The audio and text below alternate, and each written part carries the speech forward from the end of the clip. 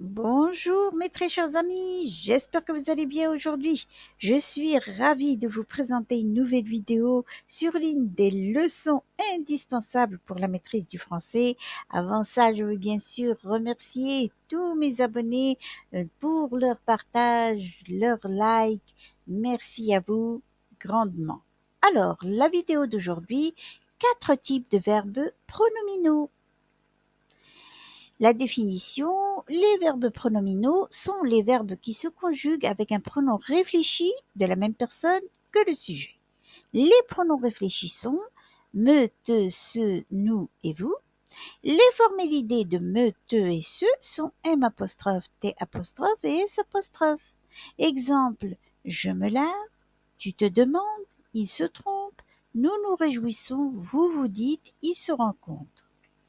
Je m'intéresse, tu t'inquiètes, elle s'impose, il s'agrippe. Les pronoms réfléchis renvoient à la même personne que le sujet, comme un miroir qui réfléchit une image. Les verbes pronominaux se construisent avec l'auxiliaire être au temps composé. Je me suis lavé, nous nous sommes lavés. Elle s'était prise de son voisin, elles se sont évanouies. Certains verbes n'existent qu'à la forme pronominale. Ce sont les verbes essentiellement pronominaux. Exemple, s'enfuir. Je ne peux pas dire enfuir. Se souvenir. Je ne peux pas dire souvenir. S'évanouir, se méfier, s'abstenir, se repentir, et il y en a bien d'autres. D'autres peuvent exister sous forme pronominale ou non. Ce sont des verbes pronominaux réfléchis, des verbes pronominaux réciproques ou des verbes pronominaux de sens passif. Se laver est égal à elle se lave ses mains et son corps, pas celle de quelqu'un d'autre. Comme ici sur l'image, Nadine lave ses mains. Elle se lave. Alors laver est égal à se laver. Les les pronominaux réfléchis, un verbe pronominal est dit réfléchi quand le sujet exerce l'action du verbe sur lui-même. Pour les reconnaître, on peut remplacer le pronom réfléchi par moi-même, toi-même, lui-même, elle-même, soi-même, nous-mêmes, vous-même, eux-mêmes, elles-mêmes. Exemple, elle se lave, elle lave elle-même. Deux chevaux se regardent est égal à l'un regarde, l'autre réciproquement. Alors, les pronominaux réciproques, un verbe pronominal est dit réciproque quand il est au pluriel et que les sujets exercent l'action l'un sur l'autre. Pour les reconnaître, on peut ajouter l'un l'autre, l'une l'autre, les uns les autres ou mutuellement ou réciproquement derrière le verbe. Exemple, Samir et Paola se regardent, ce qui est égal à Samir et Paola se regardent l'un l'autre. D'accord?